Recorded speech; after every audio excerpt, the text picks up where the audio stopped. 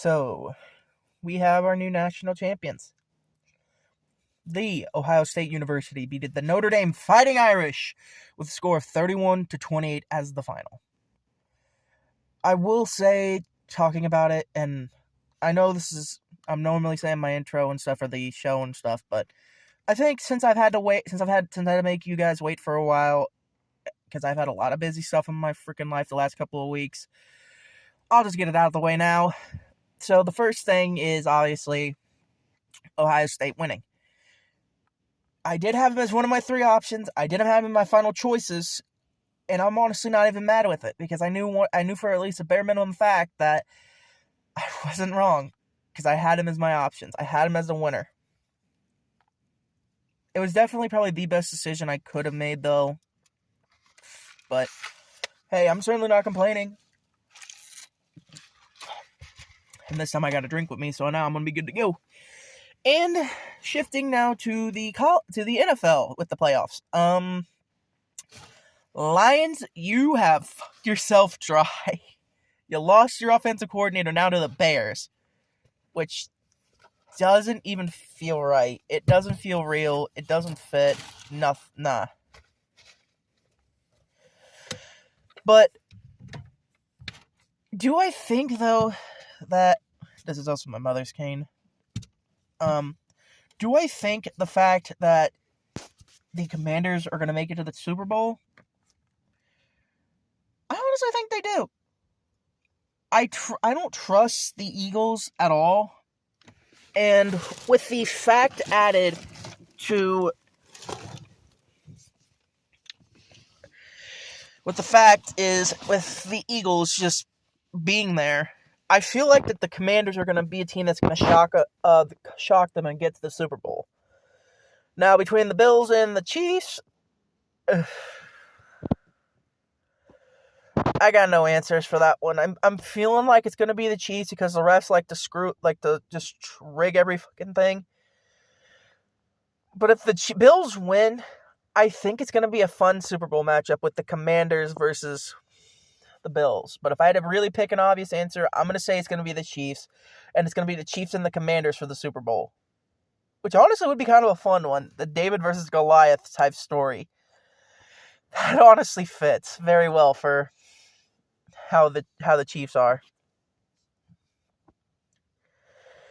And I think that's going to be a really fun idea. I will post my own mock draft after the Super Bowl and stuff is done. Once that's all done, I'm going to give you guys my opinions, what I think should happen, what I think will happen. And this will be without trades because if I want to really pick obvious trades, I don't think trades are going to really be accurate. I will still pick the top. I'll do only the first round. I'll give my opinions on it from what I've seen. And if there's any players that I think fit for what team, it's going to be that. But the Patriots, sticking with some NFL stuff, the Patriots signing Mike Vrabel. That's probably the smartest decision that the Patriots could have made. I like Gerard Mayo. I feel like he was dealt a bad blow or bad hand.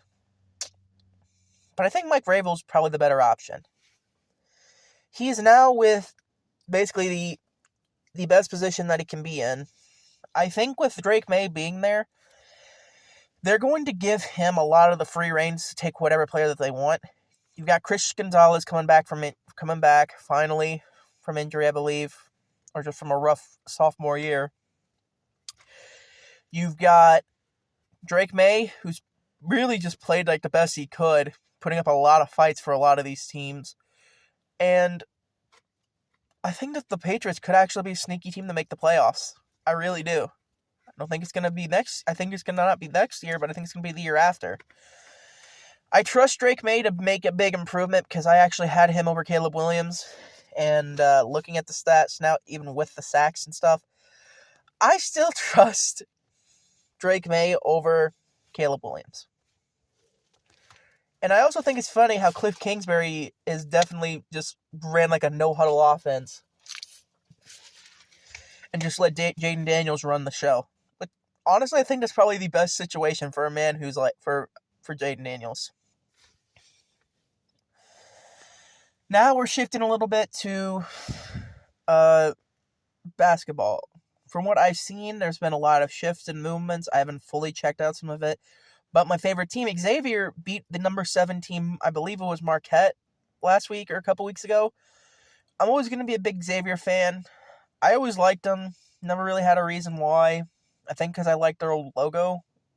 I don't remember the logo that much, but they've always been one of my favorite teams. And other breaking news, going a little bit back into the football, Carson Beck had decided to not enter the NFL draft, but instead it's entered the portal with a no contact issue, and he's heading straight to Miami. With Cam Ward probably being the number 1 pick going to the Titans, which I kind of like, it's going to be a very, very fun 2024 NFL draft. I don't know who's going to get what. I don't know how it's going to go, but I think it's going to be fun. Now we're into basketball, and if anybody had the Cavs on their bingo card, you'd be considered a fool. Because I respect them. I think they're a good team. I don't know how the rest of this is going to shape up. But if I'm really going to be honest, I kind of think that the Cavs might actually knock off the Celtics. Now you still got a bunch of other teams, but I think that they'll have the best chance. Anyway, I don't have much to talk about for this episode. That's mainly because I've been trying to catch up on everything, and I've been handling a lot of crap. But I've also haven't been able to really come up with topics to talk about.